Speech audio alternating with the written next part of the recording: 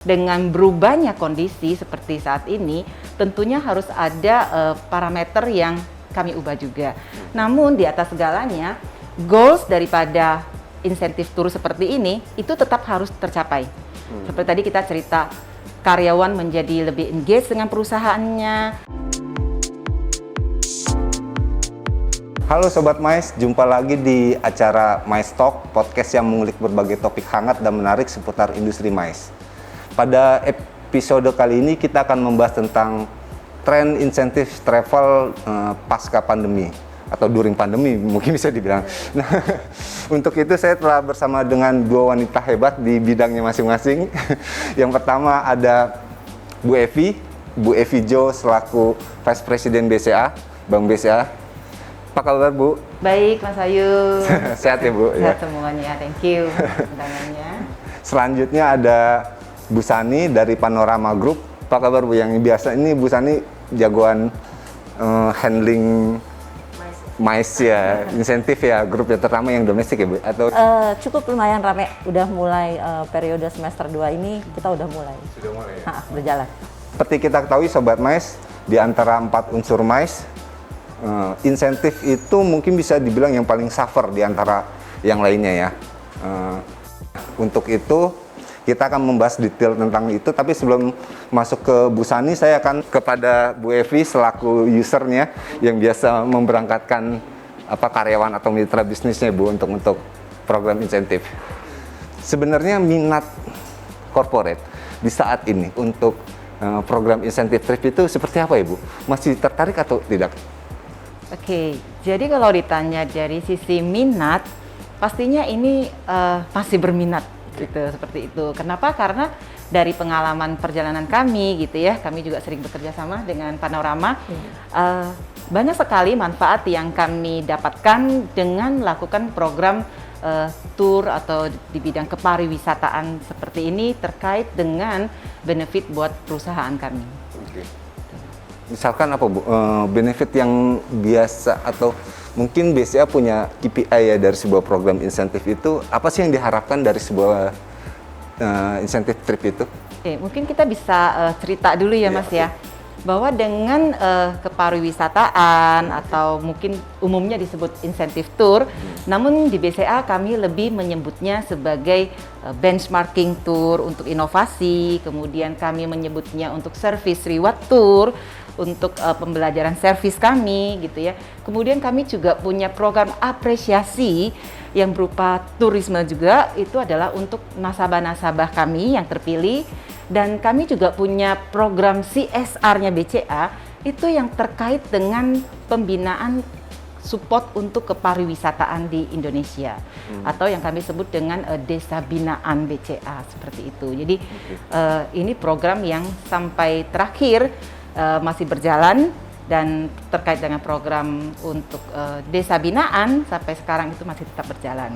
Gimana Bu desa binaan? Nah, kita ada desa wisata Penting Sari. Kemudian kalau yang suka jalan pasti tahu Gua Pindu, Bapak Ibu. Ini Jogja ya? Iya, di Jogja, betul. Jadi ini 2 diantaranya. Sebenarnya kita masih punya beberapa lagi, tapi yang kita bisa mention as a contoh saat ini adalah Penting Sari dan Gua Pindu seperti itu. Nah, kalau untuk program insentif trip Bu atau insentif tour ini kedepannya akan bagaimana nih? Polanya kan akan penyesuaian dengan pandemi segala macam. Mungkin Bu Evi punya mungkin kriteria destinasi yang aman atau yang layak pasca pandemi itu seperti apa sih? Nah, kalau kita berbicara dalam kurun waktu, masih mungkin nggak sih kita tetap melakukan program apresiasi berupa tour seperti ini? Jawabannya sih masih memungkinkan sih Mas, seperti itu. Tentunya dengan berubahnya kondisi seperti saat ini, tentunya harus ada parameter yang kami ubah juga. Namun di atas segalanya, goals daripada insentif tour seperti ini itu tetap harus tercapai. Seperti tadi kita cerita, karyawan menjadi lebih engage dengan perusahaannya, kemudian customer BCA lebih engage dengan BCA, kemudian benchmarking untuk layanan dan inovasi teknologi di BCA, demikian juga terkait dengan pembinaan dari program CSR BCA. Nah, yang seperti ini pasti ada. Nah, tentunya ketika kita berbicara kedepannya masih ada nggak? Karena kondisi yang berubah ini menuntut kita untuk bisa mempunyai parameter yang berbeda. Contohnya seperti apa misalnya gitu ya? Itu adalah protokol kesehatan. Oke. Banyak tempat yang bisa mengatakan kita menerapkan protokol kesehatan. Tapi sebenarnya di lapangan apakah benar dijalankan? Nah, ini yang menurut kita, karena kami sangat mengutamakan keselamatan kesehatan daripada karyawan kami. Karena karyawan kami adalah asetnya perusahaan kami. Demikian juga kami sangat mengutamakan keselamatan dan kesehatan daripada nasabah kami, seperti itu. Jadi pengukurannya harus jelas. Contoh misalnya Mas gitu ya, kalau sekarang kita ingin melakukan perjalanan, kita tuh harus nginput data yang sama satu orang nih gitu ya, itu nginput di beberapa aplikasi. Ya Mas, kebayang ya. Iya. Nah, kalau boleh mention misalnya, kamu harus input di IHAK itu ada nanti peduli, sampai di tempat lain kamu input lagi. Betul. Jadi kalau di dalam ketika kita berbicara memberikan pengalaman customer experience yang bagus, make it easy itu penting sekali Mas. Jadi kebayang adalah make it easy-nya buat kita yang mau sebagai wisatawan ya misalnya seperti itu. Saya input di satu, itu sudah sampai tuh ke destinasi wisatanya, sampai ke hotelnya. Jadi nggak perlu input berkali-kali. Nah itu salah satu contoh bagaimana make it easy. Kemudian itu adalah kita bisa melihat secara langsung misalnya penerapan protokolnya yang terkendali, sesuatu yang kasat mata lah ya, misalnya oh kita bilang ternyata tempat cuci tangannya ada gitu ya, kemudian hand sanitizer-nya disediakan gitu ya, kemudian benar bahwa petugas-petugasnya menggunakan masker dengan benar gitu, seperti itu, dan itu adalah sesuatu yang disiplin atau konsisten untuk dilakukan. Dan penting juga itu adalah kemampuan daripada tur tersebut misalnya atau tempat lokasi wisata untuk tracking. Karena tracking itu penting sekali gitu. Karena kan sesuatu kita berbicara tentang COVID gitu nanti seperti itu, tracking itu sangat penting untuk memastikan bahwa pengalaman yang begitu indah ketika jalan-jalan itu tetap terbawa indah, bukan berubah menjadi sesuatu yang bencana seperti. Nah, itu tracking itu penting. Jadi itu yang kita bilang bahwa parameter daripada yang diterapkan ketika kita tetap ingin melakukan tur seperti itu setelah pandemi, kita perlu parameter seperti itu. Dan tentunya kita ingin bahwa penyelenggara itu gitu ya, itu adalah penyelenggara yang integritasnya baik di dalam memastikan pengontrolan, monitoring, tracking daripada pandemik seperti ini. Mungkin itu sih Mas. Misalnya melihat itu Kayaknya emang jadi nggak beda jauh ya Bu ya. gimana Bu Sani melihat itu? Kalau dari yang paling penting, kalau dari sisi kita sebagai provider ya, tracking itu memang yang paling penting Bu. Kita nggak kepingin ya semua misalnya, karena kan insentif trip ini kan adalah tanggung jawab dari si company yang membawa mereka, ya kan? Kalau misalnya terjadi sesuatu, otomatis kita juga yang dari pihak provider juga akan kena gitu kan. Jadi benar-benar kita harus di masa pandemi ini khususnya kita harus jaga lah ya prokes semuanya. Itu yang selama ini mungkin kita di insentif trip yang handle banyak sekali insentif trip sebelum sebelum pandemi segala macam, kita nggak pernah ada tuh yang namanya siapin lah tuh yang namanya sanitizer, cuci tangan, kemudian kita harus lihat lagi kebersihan setiap lokasi yang kita pakai. Nah itu sekarang udah menjadi juga hal yang paling utama justru gitu di kita dari Panorama Tour ya khususnya. Jadi benar-benar kita ini harus menjaga semualah keamanan, kenyamanan bagi semua peserta trip kita. Memastikan bahwa destinasi itu mempunyai prokes yang oke, kemudian juga menarik dari sisi programnya, itu biasanya suggest dari corporate atau provider dulu, Bu? Pemilihan destinasinya itu dari biasanya sih dari corporate ya, sendiri, dari betul. user, betul. Dari user pasti kita punya requirement lah, karena kita membawa karyawan kita, membawa customer kita gitu ya. Semua ini sangat berharga untuk kami, jadi benar-benar kami harus menjaganya dengan baik seperti itu, dan kita memastikan gitu ya. Caranya biasanya yang kami lakukan ketika selama pandemik ini adalah kami di BCA itu kami punya tim khusus yang menghandle terkait dengan manajemen daripada COVID-19 ini. Nah, apapun kami akan konsultasikan ke tim ini, apa sih praktek terbaiknya? Apa yang harus menjadi perhatian kami ketika kami melakukan kegiatan? Nah, itu yang contoh bahwa koordinasi di internal kami sudah dilakukan, memastikan ini adalah requirement yang harus dipenuhin, dan kami biasanya akan bekerja sama, berkolaborasi dengan pihak provider, bahkan mereka bisa memberikan tambahan informasi lagi, bagaimana kalau seperti ini lagi gitu. Jadi ini kolaborasi lah biasanya ya Bu ya. kita Seperti saling cross check ya. Betul. Jadi misalnya dari pihak user itu sudah kasih tahu ke kita, saya butuh ini untuk dari segi keamanan. Biasanya kita dari pihak travel agent gitu ya, kita dari Panorama kasih kolaborasi juga, Bu. Ini mestinya kita mesti tambahin lagi penyediaan ini dan ini, mesti dari sarana ini ada kekurangan apa segala macam, itu pun kita pikirkan gitu loh Pak. Jadi benar-benar kita berkoordinasi yang baik antara user dengan pihak kita. Trennya ke depan akan seperti apa sih Bu untuk insentif? Untuk insentif trade ini pasca pandemi ya Pak, sebenarnya sih trennya nggak terlalu beda banyak dengan sebelum pandemi. Cuma mungkin untuk durasi keberangkatan total perjalanan itu mungkin akan lebih pendek, gitu kan? Sesuai dengan yang selama ini sih udah hampir 1 bulan ke depan ini kita udah mulai terima beberapa request. Mereka juga melihat kondisi masih belum kondusif, tapi mereka masih udah kangen untuk jalan-jalan gitu kan. Jadi tren sekarang ini tuh durasi perjalanannya itu pendek Pak. Internasional. Nah kalau untuk domestik sendiri kita lebih banyak itu lagi ngetren ini staycation. Nah staycation misalnya walaupun cuma di Jakarta, tapi mereka bener-bener minta hotelnya tuh yang wah gitu loh. Yang misalnya nginepnya di Ritz-Carlton, mereka mau pakai semua fasilitas mungkin yang selama ini Jakarta nggak ditengok sama mereka, biasanya maunya ke Bali lah kemana, tapi permintaan Jakarta, Bogor, Bandung itu dengan hotel-hotel yang mewah itu cukup lumayan kita terima gitu dari mereka. Jadi trennya staycation, kemudian sama wisata alam. Itu pasti kedepannya akan sangat tren, makanya kan beberapa objek wisata yang outdoor ya, entah itu buat kesehatan atau apa itu mulai ramai Pak. Disiapkan untuk wisata kedepannya untuk pasca pandemi.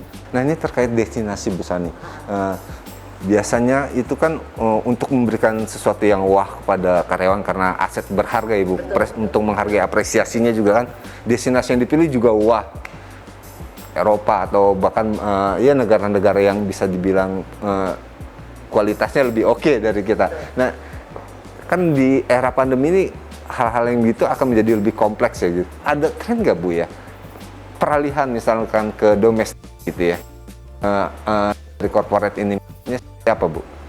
Sebenarnya sih kalau antara pasca pandemi sama during pandemi untuk permintaan corporate peralihan misalnya internasional lebih wah, domestik enggak, sebenarnya kalau saat ini sih dari kita sendiri Panorama Tour itu sebenarnya tidak ada perbedaan Pak, tidak ada peralihan yang sekarang banyakkan domestik, ini internasional, nggak ada.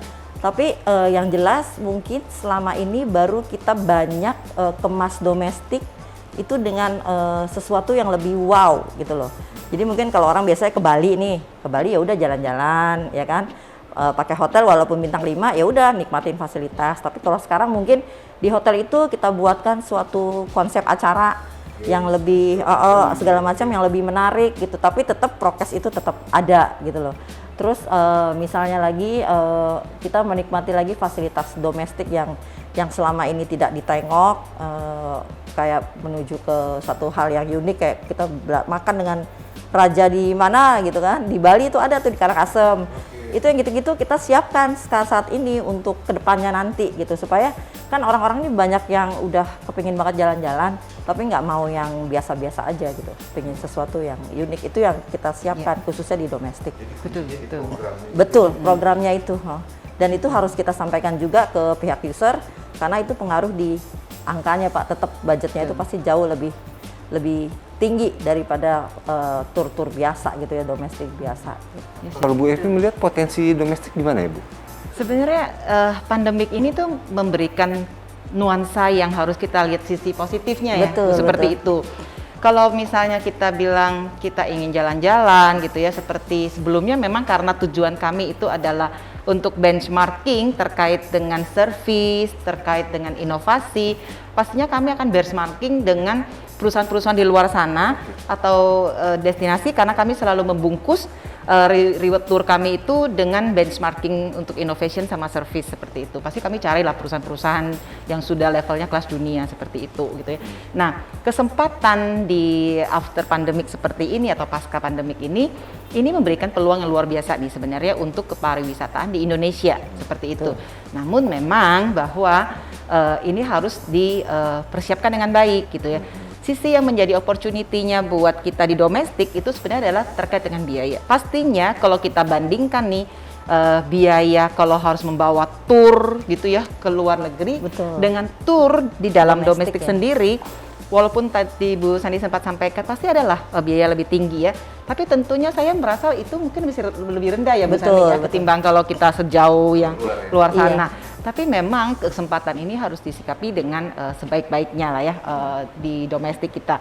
Kenapa? Karena ketika kita berbicara kebutuhan corporate seperti ini ya, dan kita juga melihat ya kondisi ekonomi sekarang kan masih lah dalam tahap pemulihan ekonomi. Semua orang juga masih harus melihat sisi efisiensi, menjaga balance daripada keuangan perusahaannya. Dan ini ada kesempatan kita untuk bisa melirik akan destinasi tujuan wisata di dalam negeri dengan tujuan yang ingin dicapai oleh perusahaan. Misalnya kayak tadi misalnya dibilang, oh nanti kita akan ke tempat yang akan ketemu makan bareng sama rajanya, gitu. Itu kan kita belajar tentang culture gitu ya. Culture itu penting. Jadi ya kenapa bahwa culture itu membentuk suatu lingkungan, sebuah komunitas, bahkan sebuah negara ya culture itu. Nah ini di BCA itu kita punya culture. Salah satu culture kita adalah culture untuk melayani, culture untuk mengapresiasi seperti itu. Nah demikian juga di tour ini rasa member kita atau rasa tim kita yang ikut gitu ya. Karena tim yang ikut di BCA itu biasanya adalah tim-tim yang paling juara lah. Ngomongnya gitu ya, servisnya juara, inovasinya juara gitu ya. Kalau nasabah juga nasabah yang top kontributornya BCA seperti itu, kita tetap harus bisa memberikan mereka satu rasa yang unik lah. Karena rasa itu atau feeling, got the feeling gitu, itu penting sekali gitu Suatu loh. yang beda ya Bu, Beda yang banget mungkin gitu, di trip feeling lain itu. dia tidak dapatkan selain di BCA. Ketika bersama dengan kami. Nah, karena feeling ini kalau kita bilang udah menyangkut feeling itu udah masuk ke emosional seperti itu ya. Nah emosional itu kalau sudah klik gitu ya, entah karyawan dengan perusahaannya sudah klik, entah nasabah dengan BCA-nya sudah klik gitu ya, ataupun program-program yang kami support di CSR, komunitas ini klik dengan BCA gitu ya. Kami bisa melihat bahwa BCA itu bisa berperan gitu ya, bisa berperan untuk menjadi salah satu pilar daripada perekonomian Indonesia itu sendiri gitu. Dan kita ingin bahwa kesempatan ini, opportunity pasca pandemik ini, kita juga punya keinginan ada nggak ya penggantinya kalau seandainya kita masih takut nih dengan protokol yang terlalu jauh, stay terlalu lama di negara orang gitu ya. Seperti itu.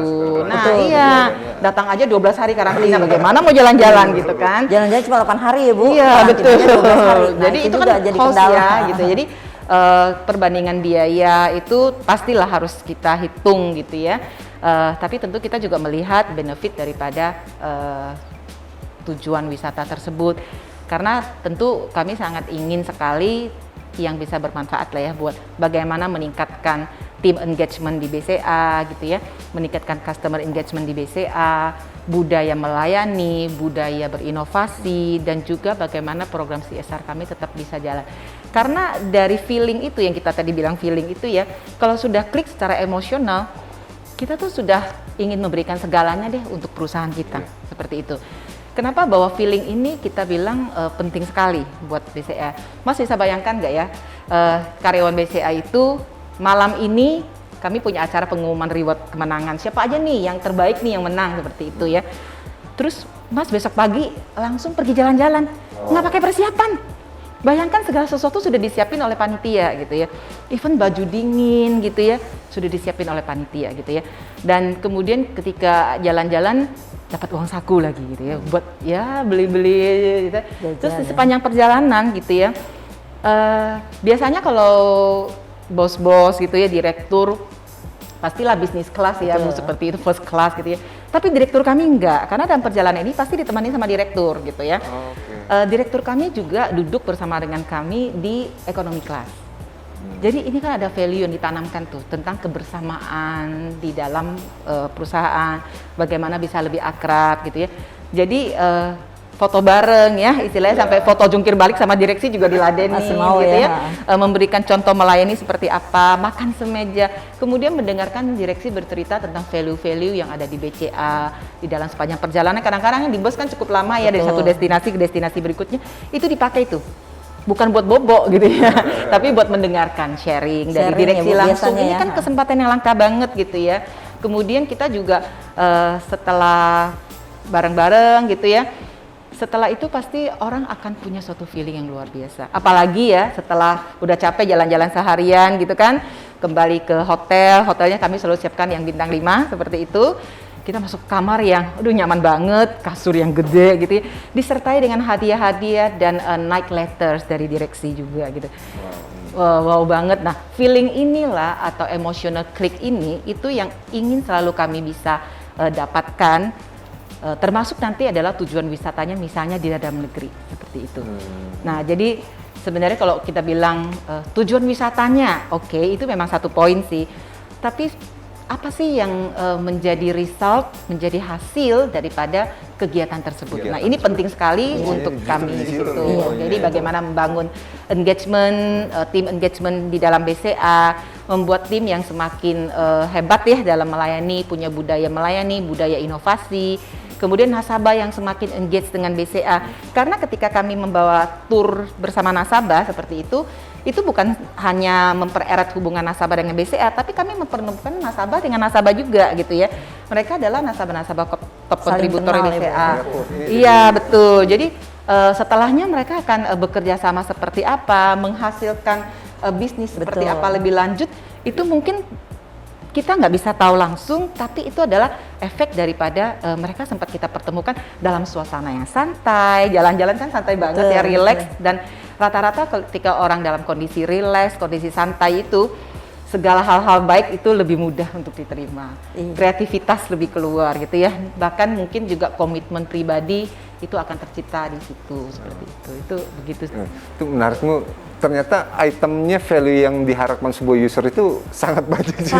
Iya betul Pak. Jadi kita sendiri kadang-kadang juga ya kita harus jujur memang dengan pihak user gitu untuk masalah preparingnya ya.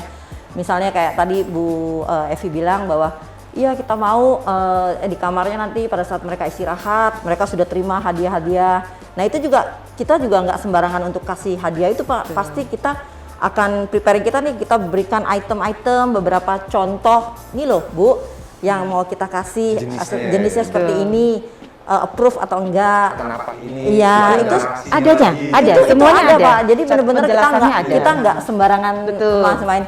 Ibu udah kita siapkan kok di kamar ada gitu kan. Ini nanti tinggal pesertanya akan terima. Enggak, sampai kalimat-kalimat yang Ibu tadi bilang kita desain kalimatnya juga desain di suratnya itu gitu kan. Itu juga kita koordinasi Pak selalu gitu loh. Jadi hal-hal kecil seperti itu benar-benar harus kita prepare benar-benar. Karena beberapa hal yang kita handle itu kan pasti ada perbedaannya Bu Evi. Mungkin ada yang untuk VIP service, kemudian ada yang untuk regular, itu berbeda Pak. Service prepare kita juga berbeda, nggak sama gitu loh.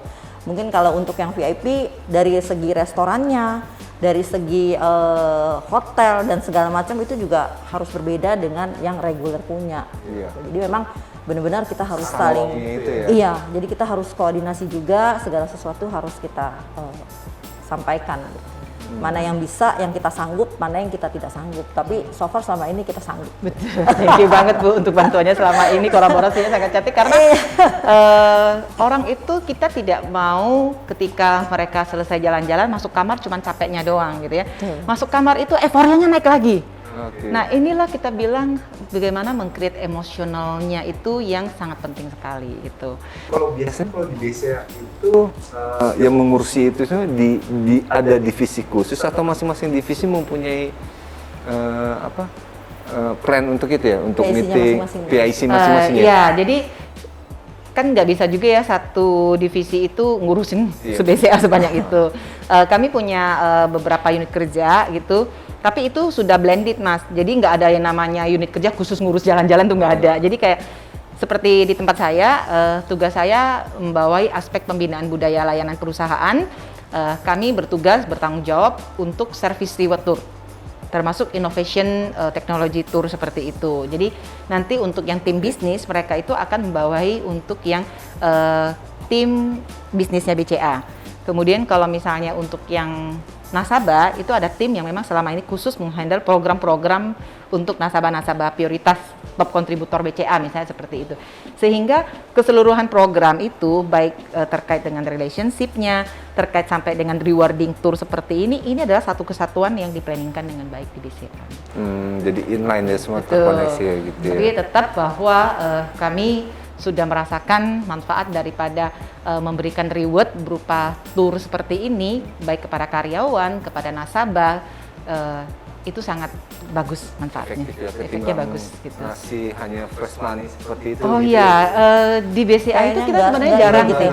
hampir kita jarang mengekspos dari sisi yang material atau yang uang seperti itu, karena itu sesuatu yang cepat Wah, gitu ya. Nggak ada Iya betul. pesannya ya Bu ya, nggak ada iya, ininya. mungkin dapat pertama, oh dapat uang gitu ya mungkin. Gitu. Tapi habis itu dipakai entah kemana kita juga nggak tahu. Tapi ada baiknya ya tadi kita bilang ya, experience yang melekat di hati gitu ya. Itu sesuatu yang akan terus terkenang gitu dan membuat kita semakin engage baik di karyawan dengan nasabah gitu ya. Termasuk juga misalnya program CSR BCA yang support seperti itu. Terus sih. Oke, bisa nih balik lagi ke tren nih. Ini kira-kira mulai grafiknya mulai naik lagi minat untuk insentif trips kapan ya Bu? Itu sih sebenarnya kalau grafik ya Pak ya, masih fluktuatif naik turun. Tapi so far sih ya dengan adanya kemajuan yang pandemi udah mulai turun kan dari laporan-laporan dari pemerintah. Dari tempat kita, dari sisi kita, Panorama Tour, mungkin yang tadi Sani bilang di semester 2 itu udah mulai lumayan kelihatan nih Pak, udah ada titik terang semester 2 ini. Yang mudah-mudahan nanti mungkin November kita udah mulai ada keberangkatan insentif trip sendiri gitu. Terus Januari, Maret itu mulai udah ada Pak untuk keberangkatan, jadi udah mulai naik lah. Dari pihak kami ya, yang Panorama Tour kami nggak tahu kalau untuk teman-teman sesama agent yang lain gitu loh. Tapi mudah-mudahan di Januari awal 2022 semuanya udah mulai membaik lah. Mulai pulih ya Bu ya. Udah seperti mulai itu pulih. ya. Sebenarnya sih kalau untuk keinginan mereka untuk jalan-jalan itu udah Ya. kayak bak diisi air gitu ya, udah kepenuhan Pak. Tapi dari sisi keamanan, kenyamanannya juga mereka masih tarik ulur gitu loh. Akhirnya beberapa company yang akhirnya memutuskan untuk berangkat juga mereka akhirnya tidak memaksakan si peserta itu sendiri. Misalnya, ayo lu mesti ikut, nih dapat trip, dapat apresiasi nih dari perusahaan gitu. Ada yang mau, ada yang nggak mau, ya udah akhirnya voting. Akhirnya voting aja udah. Yang mau ikut daftar, yang nggak mau ikut ya udah gitu. Akhirnya ada kesepakatan seperti itu juga sih Pak di beberapa company yang kita handle nanti ini yang keberangkatan November. Intinya kalau domestik sebenarnya pasarnya selama pandemi atau pasca pandemi itu harusnya lebih baik, bisa lebih booming harusnya ya untuk permintaan nanti nih gitu pasca pandemi. Nah, tinggal dari kita nih sama-sama pariwisata mengemasnya mau seperti apa. Jadi ya memang harus benar-benar kita bekerja sama Kementerian Pariwisata itu harus benar-benar, karena permintaan domestik itu banyak banget Pak sebenarnya. Potensi domestik juga cukup banyak dan tidak kalah dengan luar negeri gitu loh. Jadi benar-benar sih kita berharap ya domestik bisa booming lah dimulai. Jadi framingnya diarahkan sana memang Betul. gitu. Memang kesempatan banget ya Mas ya buat Iya, Bu. pariwisata dalam negeri, destinasi wisata dalam negeri kita Iya, untuk mumpung mengambil lagi sulit. peluang ini gitu ya, karena yang kepengennya itu diikuti dulu dengan yang destinasi wisata dalam negeri. Dan rasanya sih kayak jalur penerbangan gitu ya, sekarang semua ke seluruh Indonesia sudah sangat terbuka gitu ya. Kemudian karena informasi kan cukup terbuka ya sekarang ya, kita bilang aja deh kayak desa gitu ya, yang punya view alam yang bagus gitu ya. Silakan lihat aja misalnya di YouTube di desa di mana di Jepang yang suka promosi self healing seperti itu gitu ya. Cobalah ditiru misalnya gitu. Namanya amati, tiru dan modifikasi nih gitu ya, ATM gitu kan. Iya. Jadikan contohnya gitu ya. Lakukan misalnya di tujuan wisata di Indonesia gitu ya. Jadi harus inovasi ya Bu. Betul, Dari jadi pihak harus coba domestiknya dilakukan sendiri, gitu ya. Dan kemudian kalau kita lihat mencontoh lagi gitu ya, di luar sana hospitality-nya gitu ya, servisnya gitu ya, mereka itu sangat mengapresiasi kedatangan pelanggannya gitu ya, kedatangan daripada wisatawannya gitu ya. Nah ini kan sesuatu yang kita sangat bisa tiru juga, apalagi kan Indonesia terkenal dengan orangnya ramah-ramah gitu ya, bisa banget ditiru gitu ya. Terus keinginan melayaninya gitu ya, mengutamakan pelanggannya atau mengutamakan si wisatawannya. Ini segala sesuatu yang seperti ini itu sangat mudah untuk ditiru sekarang. Supaya ke depannya, sebenarnya kita melihat ke depannya. Kalau ternyata orang bisa merasakan dan terbukti gitu ya, oh ternyata di domestik kita juga dapat loh tujuan goals kayak kami misalnya. Oh tim engagement kami bisa tercipta di situ dengan sangat baik. Oh customer engagement kami tercipta. Kemudian ternyata perusahaan-perusahaan yang menggunakan inovasi gitu ya. Oh ternyata juga ada kok bisa di blended ya di dalam rundown acaranya seperti itu. Kami juga bisa belajar dari perusahaan, karena sebenarnya kan perusahaan luar negeri juga ada yang invest ya di Indonesia seperti itu ya. Kita bisa belajar. So tujuannya kalau kita bisa dapat gitu ya, yang namanya lokasi sih ya bisa disesuaikan ya Bu ya, suasana mah bisa diciptakan, moodnya bisa diciptakan seperti itu. Jadi semoga ini kesempatannya benar-benar dipegang dengan baik sih. Dan pasarnya memang Pasarnya ada pasti Pak. Besar, sangat besar kalau soal pasar. Bon ya, 10 juta orang Indonesia yang pergi ke luar negeri tahun itu 10 juta lebih dengan kalau nggak salah pengeluarannya juga mirip-mirip tuh sama yang masuk ke kita dari apa dari Cuma memang sayangnya memang untuk turis asing belum bisa masuk lagi ke sini. Potensi itu bisa Pasti bisa banget di grab, bisa banget di grab untuk saat seperti ini. Jadi benar-benar opportunity pasca pandemik ini tuh harus dipegang dengan baik lah. Makanya ini momennya kita sambil menunggu ikan-ikannya datang, kita siapin pancingannya dulu nih gitu. Jadi inilah yang kita lakukan gitu di Panorama gitu. Untuk berinovasi lah istilahnya. Baik Sobat Mais, demikian obrolan singkat pada episode kali ini. Semoga bisa bermanfaat buat kita semua. Dan apabila Sobat Mais mempunyai saran atau kritik terkait dengan tema, silakan ketik di kolom komentar di channel Mais ID.